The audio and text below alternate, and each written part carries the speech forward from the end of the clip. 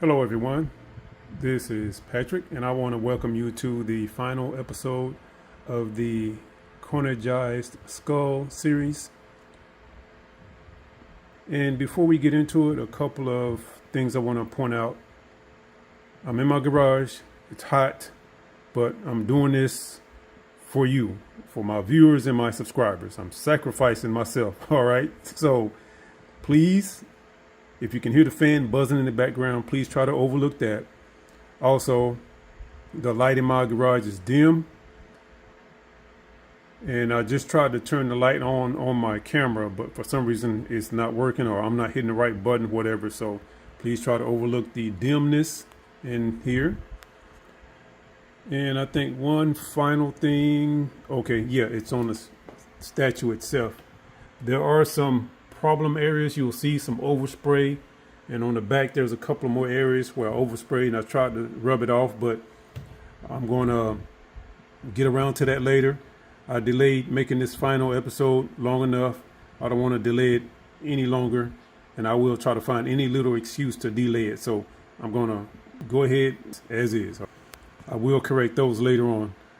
Oh, one big thing, and it's probably going to be real noticeable, so let me point this one out. Right here in the eye, there was some more overspray. I tried to rub it out, but it kind of just made things worse. So I just wanted to point those out. I'm aware of them, on the tongue also. I'm aware of all of those, but try to overlook all that stuff. Just pretend it's not there. It will make this much more enjoyable. All right, here we go, folks. Let's get into this. This is the AAR. My final episodes for any of my series are always includes the AAR.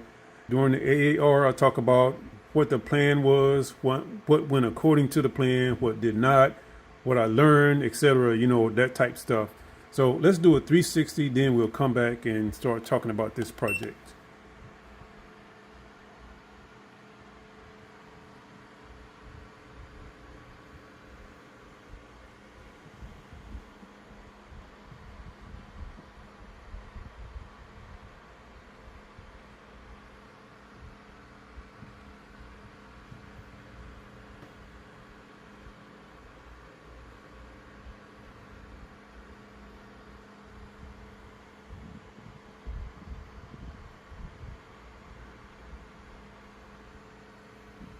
All right, I think that's 360. Let's stop it right there.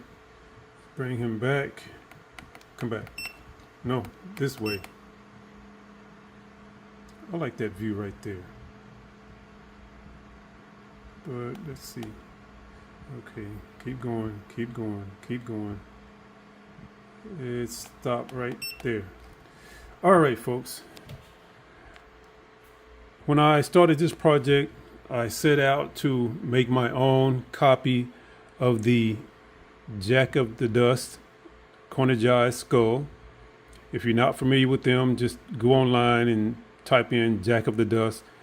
That company does mostly skulls and skull related, I guess you could call them portraits, but lately they have been getting into other areas, but I don't want to get into all that. That's not what the video is about. But anyway, that was my inspiration for this. I priced it years ago. It was out of my price range.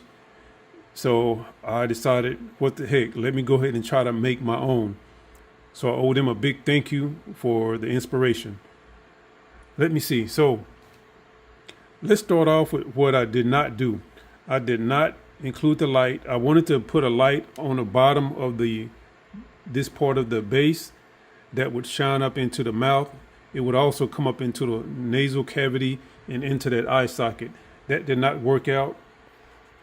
The light just wasn't working. It was just, okay, that's a story for another day. I won't waste time with it here, but it didn't work. I wanted to paint this originally. This right here, the black stuff around the eye, that is hot glue. Now, I did not set out to copy the original skull exactly as it was done by Jack of the Dust, but I did want to have this a little more flat. I think in there is just like there's a thin line of black around here. It's not this thick, and it stands out from the surface of the skull itself. On theirs it did not, and I think theirs looks a lot better than the way it is here, the way it stands out. But I can live with it.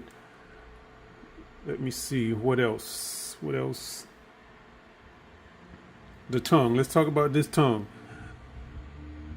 I wanted this tongue to be a little shorter, but again, I can live with that. I'm not going to do it over. I did not want this tongue to be like in the original where it comes up and comes way out here. But again, I can live with all of that. Let's spin him around a little. Let's see.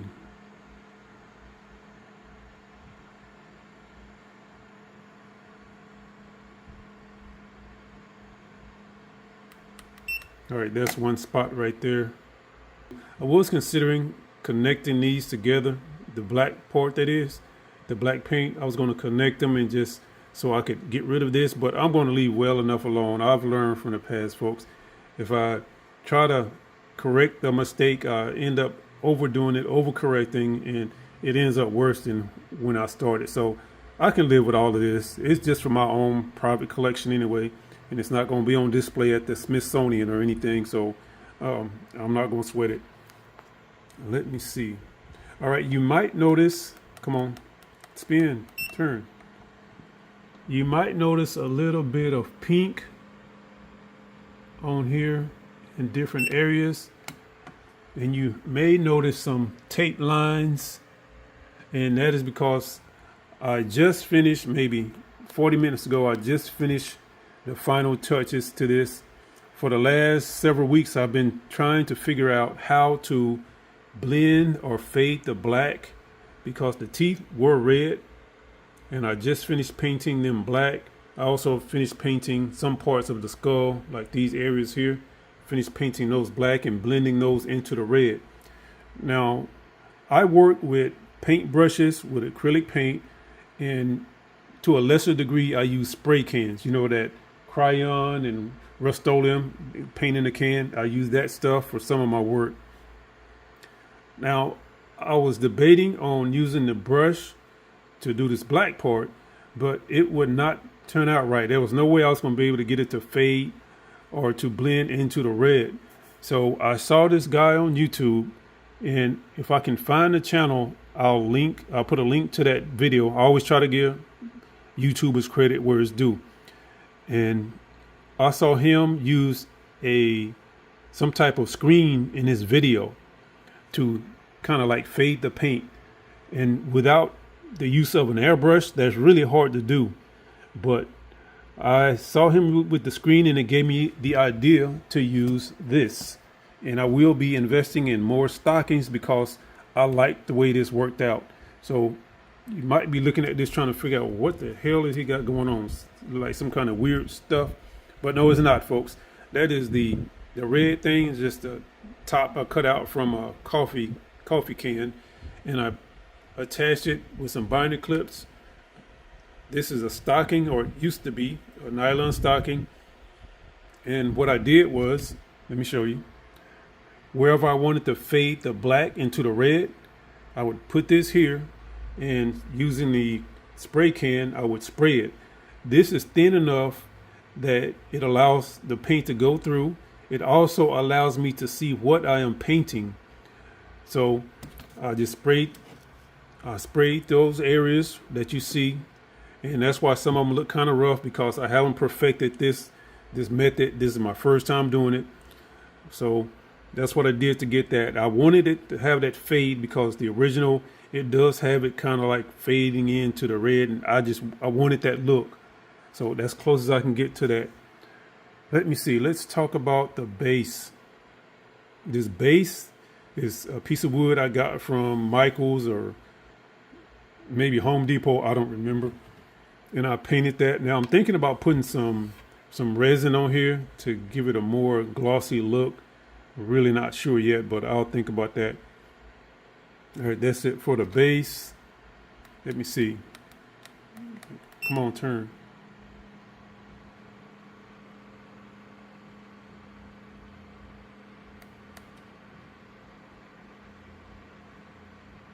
Okay, I'm trying to make sure I didn't miss anything. All right, let's talk. Stop. let's talk about this. I don't know if you noticed, but I spent a lot of time on that eye right there, folks. Can you see the little red veins in there? That is from a piece of string. I took a piece of string and just twisted it in my fingers until the fibers broke apart into these little bitty pieces right here. And then I just put them on here, applied some, I think I used the clear. I think I sprayed some clear on it, and then that kind of like made it stick to the skull, and I put some red on there. So that's how I got those little bitty veins in the eye. Okay, let me see what else. Oh, I'm forgetting the Play-Doh here. Yeah, that's Play-Doh. All right, I use the Play-Doh to mask along with the tape over there. I use that to mask off here. That's why I say you might see some pink, because I put some in certain areas and I try to get it all off. But let me tell you folks, Play-Doh is a great masking tool. When you can't get to that certain area with tape, use Play-Doh or clay or whatever you can get, silly putty or whatever, something that won't stick to the paint and, you know, destroy your project. But I think that's it, folks. That's it for this one. That's going to close. That's going to bring this one to a close. If I can untangle my tongue. And make sure you stay tuned. There's plenty more coming up. And as always, thanks for watching and thanks for supporting. Bye. Thumbnail time. All right, that's a view from the top. We hardly ever see statues from the top, do we? Okay, that's a view from the top.